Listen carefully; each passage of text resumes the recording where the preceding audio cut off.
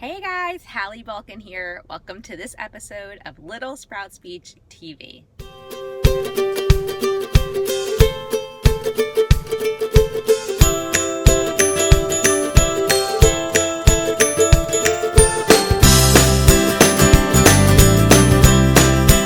So grab your pen and paper because today we are coming to you from my car. Lily is asleep in the back and I don't want to wake her yet, and I wanted to make this video for you guys, so keeping our fingers crossed she doesn't wake up yet. Since we're not moving, we're stationary at the moment, and you might hear her cooing or making some little sleeping noises back there. But anyways, I wanted to talk about the topic of public school versus private school and which one might be right for your child, because I get this question a lot and just recently had somebody email me about it. So let's chat, right? So 3 tips.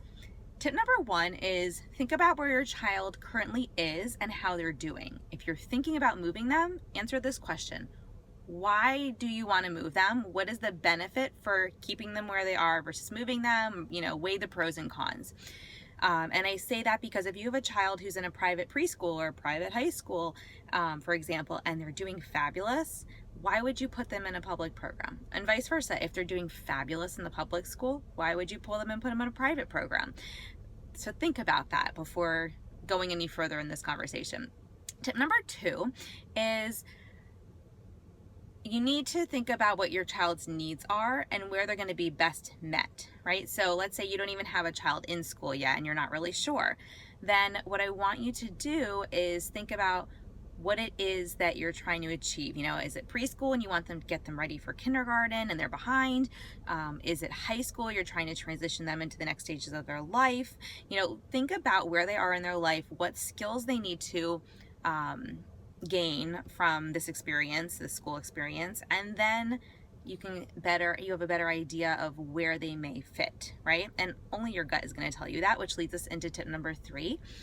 Before you go and visit before you pick a program, go and visit the program. Sometimes your gut will tell you. You'll walk into a building, you'll go to the class, you'll meet the teacher, and you'll go, this is a good fit for my child. And sometimes you'll walk in and you go, yeah, I'm not feeling it.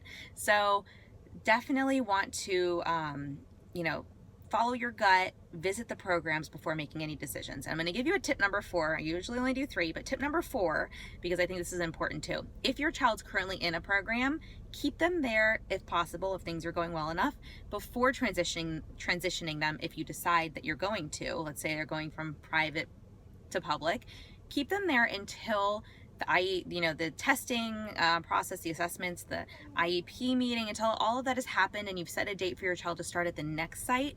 You don't necessarily want time off. You want it to continue from one school site to the other.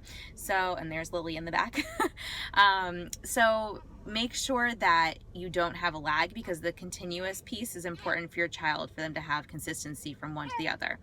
So let's review our tips. Tip number 1 is to think about why you want to move them and how they're doing in their current placement. Tip number 2, let's see if I can remember this off the top of my head. Tip number 2 was to figure out, what you're trying to achieve and know what your goals are for your child. Tip number 3 is to go visit the program and follow your gut. And tip number 4 was to make sure that you don't leave any lags between finishing one program and starting another if you do move your child.